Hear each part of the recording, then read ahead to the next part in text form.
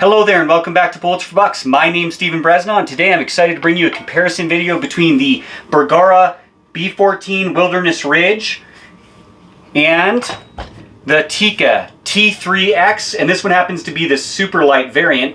Now this is actually a stainless steel receiver and barrel with a black stock, but it has a hideous paint job, so try to ignore that and don't let that affect your opinion of Tikka. Now let's start just at the rear here and compare the buttstock, or excuse me, the recoil pad. The recoil pad on the Bergara Wilderness Ridge, and it is important to note that the Bergara B14 comes in many different variants, just like the Tikka T3x comes in many different models or variants. So keep that in mind. We are going to be using these for comparison purposes, but the weight and stocks and some of the barrel profiles would change depending on which variant you get. Now the recoil pad on the Bergara is quite stiff. It's very thick. It does a great job mitigating felt recoil. And now let's take a look at the Tikkas. The Tikkas here is a little bit thinner. It's not quite as thick, and it's actually a little bit stiffer. I would say that it still does an adequate job mitigating felt recoil, but not as good a job as the Bergara's recoil pad does. If this Tikka was chambered in 300 PRC, which by the way it's not, it's chambered in 6.5 Creedmoor, I think that it would be quite painful to shoot it if it was chambered in 300 PRC. Now, moving forward to the stock itself, the Bergara Wilderness Ridge model comes with a fiber reinforced polymer stock. So it's not fiberglass, but it's polymer reinforced with fibers. And then it has a beautiful woodland camo paint job that's hand painted on. So everyone's just a little bit different. And then it has this SoftTouch rubberized coating, which it's really nice. It has like a suede feel to it. It feels really good in the hand. It keeps you from having it slip out of your hands in wet conditions such as snow or rain. The Tikka T3x stock is made of fiber reinforced polymer as well, but it does not have the SoftTouch coating on it, and this one doesn't have any special paint job on it except for the hideous custom one I did.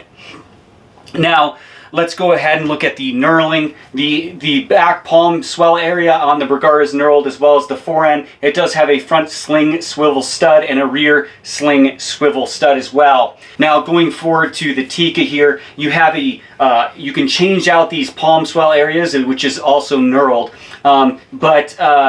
you know, I like mine just the way it comes from the factory. Then you have knurling on the forend. You do have a swing swivel stud at the front and a traditional one at the rear on the Tikka.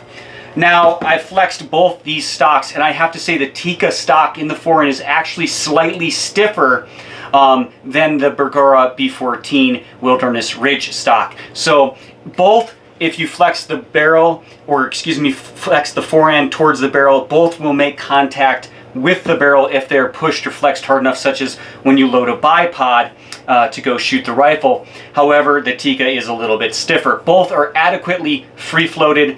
Now let's go ahead and take a look at the trigger guard and the magazine or floor plate on either one. Now moving to the Bergara, you have this nice aluminum foreplate with a nice one-piece metal trigger guard. So this is actually all aluminum. It has the Bergara name in the bottom here. It has a little tab there to release the floor plate. The follower is also aluminum, I believe. Moving back to the Tikka. Tikka uses a single stack magazine that holds 3+1 in the 6.5 Creedmoor chambering. The floor plate and magazine on the Bergara holds 3+1 in 300 PRC. I don't think that Tikka actually makes a 300 PRC at this time. Now, it is a fully polymer magazine, single stack. They're kind of cheap and chintzy feeling, but I've never had any problems and they work well. One thing to note is they are not AICS compatible, and so you have to get proprietary mags for a Tikka, which kind of stinks because they're expensive. The bottom metal is not metal on a Tikka. The trigger guard is not metal on this Tikka. I believe more expensive models or variants do have a metal trigger guard, but this one does not, so that's something to take note of. Now, you can get Bergara models that do offer an AICS magwell and magazine, so you can get Bergaras with magazines. Now let's take a look at the receiver. The receiver on a Bergara, I believe, is actually cold hammer forged 4140 chromoly that's then machined, but I could be wrong on that. It was difficult for me to find exact information on it. It is a nice looking receiver. Now, one thing to also note is that the Bergara is basically a Remington 700 clone that's been improved upon the regular Remington 700. So it's got some improvements upon it, but it takes the same stocks, triggers, and accessories as a Bergara, which makes it very compatible because you can get different scope bases very easily for Remington 700 that will work on your Bergara. Now this one, because it's 300 PRC, happens to be a magnum chambering or a long action. So on the left side of the receiver you have the name beautifully imprinted in the receiver. Then coming forward you have a fully this has a fully Cerakoted Sniper Grey receiver and barrel, and the barrel is a number 5 contour with a 5/8 by 24 threading at the end, and it comes with the Omni muzzle brake, which is really nice added benefit. It happens to be 24-inch barrel, but they do come in different lengths. The barrel on the Bergara is 4140 chromoly steel that has been button rifled, whereas let's take a look at the Tikka and compare them. The Tikka, I believe, uses a cold hammer forged bar stock and then machined to make it the receiver. This one, like I said, happens to be stainless steel. And one thing to note with the Tikka is that all their actions are the same length. They're all a standard action essentially.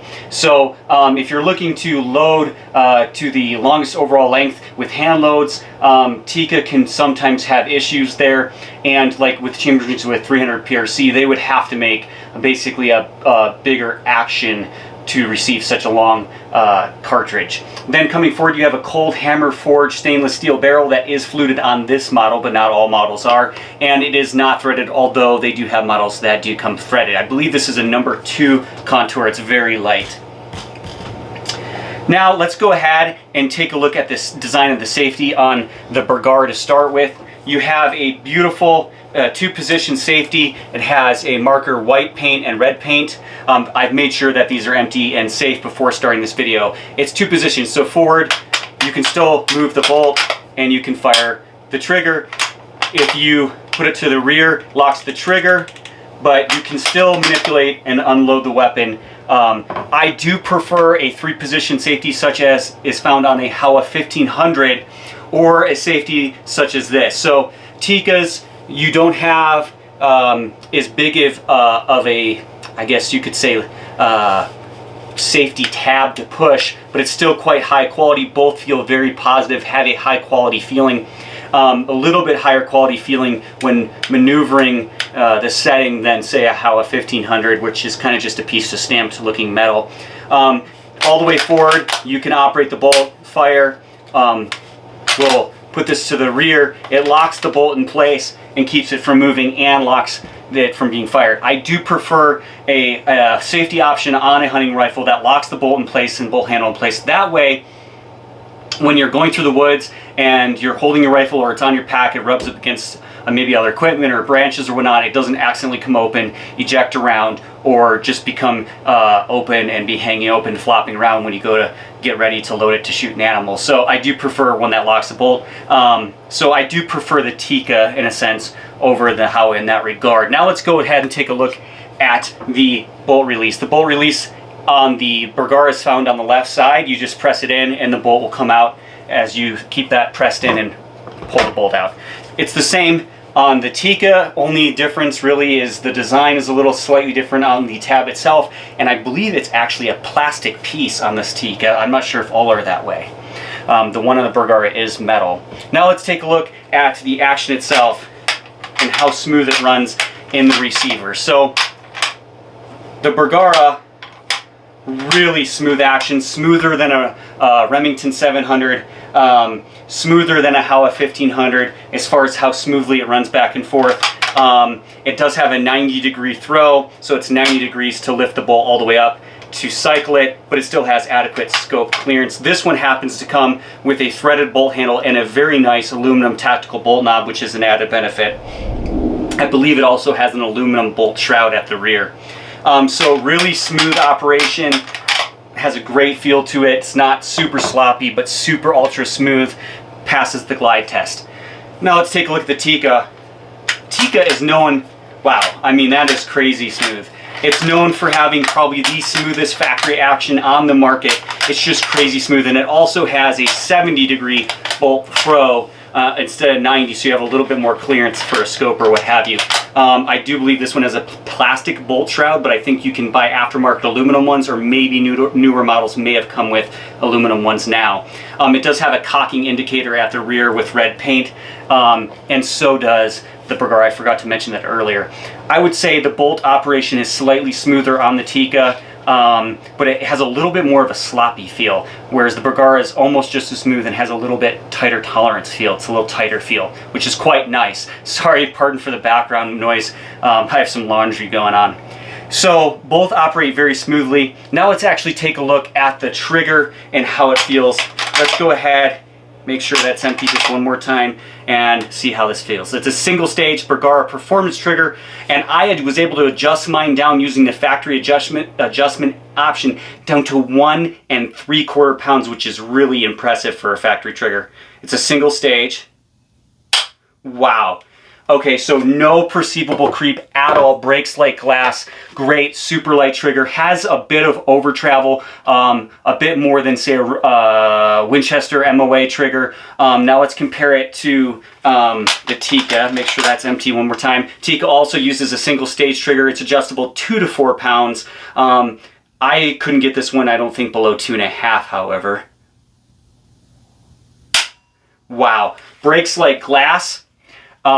Very nice trigger. I would say that it doesn't adjust quite as low as the Bergara Performance Trigger, but it does have a little bit less over travel, so I will give them both A+ on the trigger there. They both have a curved trigger blade. The Tikka has a little bit of like, not knurling, but it has grooves in it, so you can get a little added grip on your trigger finger. Now let's actually take the bolt out of the receiver here and take a look at them and how they're designed. Working with a little bit of a small work area. I have this pouch on the back here so it catches the bolt when I remove it. Alright, first let's look at the Bergara.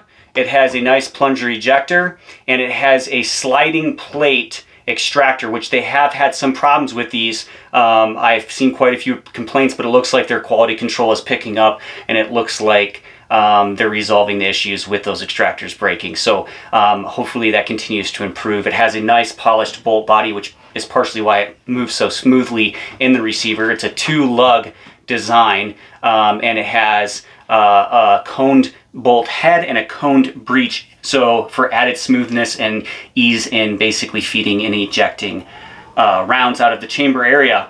It also, the Tikka has a Seiko style sort of extractor. I'd say it's kind of a hybrid design there, and it has a plunger ejector. It also has a coned bolt head and coned breech for the same reasons. One thing to note is that the bolt handle on the Tikka bolt body is actually held in by the firing pin mechanism, and they're easy to swap out, but it is not threaded. They are usually hollowed at the end for to lighten up some weight. So both great bolt designs. Both are two-lug bolt designs, so both work great. One's a 70-degree throw, one's a 90-degree throw, but both very, very good there. I would say I probably prefer the extractor design on the Tikka, however. Alright, so we've taken the Bergara barreled action out of the stock, and let's take a look at the inside of this stock. Like I said, it is polymer reinforced with fibers. It does have a tiny bit of twist to it if you torque it hard enough. The inside has reinforcing along the barrel channel, a spot for the recoil lug, and then it has these epoxy pillars for pillar bedding. I would like to see those metal. I don't understand why they used epoxy, but maybe it's better, and I just don't know. Then you come forward to the barreled receiver here, and we can see that the trigger mechanism or trigger body is held in with 2 pins. I prefer a trigger body that is held in with 1 screw, such as a Tikka T3x or a Howa hack trigger. Of course, you have your adjustment screw that's closest to the receiver is the one for adjusting the weight of the trigger pull. Receiver screw here, or hole for the receiver screw. You have a front receiver screw hole here, a rear receiver screw at the tang. Then right here you have a recoil lug that's quite substantial that sits into a recess in the receiver and is sandwiched between the barrel and the receiver. So it's not one part of the receiver like I like to see. It's separate, but it does sit into a recess in the receiver and is sandwiched between the barrel and the receiver. I would like to see this become one piece here, and I feel like there's more integrity to a receiver that has the recoil lug one part of the receiver. And the recoil lug and the internal side of the receiver, the trigger body and so on. I do prefer the design of the recoil lug and receiver on the Bergara because it has an actual recoil lug built sandwiched between the barrel and the receiver into a recess on the receiver, which I just feel has more integrity than a separate piece of metal that's sandwiched in the stock, in a groove in the stock and in a groove in the receiver.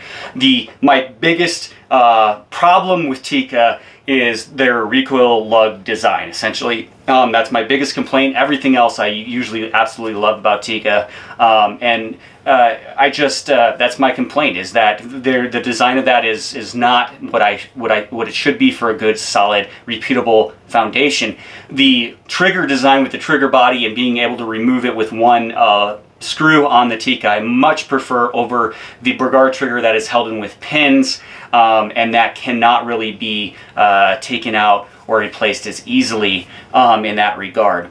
Both rifles shoot absolutely extremely accurate. Both are great rifles. I cannot completely recommend Bergara yet because I did have a Bergara HMR several years ago, and at that time I was very unhappy with it. I could not get it to shoot accurately. Bergara, when busting into the US market, had a lot of issues with quality control, and it seemed like they had a high percentage of very bad lemons, but it does look like they're slowly resolving that and the quality control is getting better, and I'm hearing less and less reports of Bergaras that are lemons and just can't shoot accurately.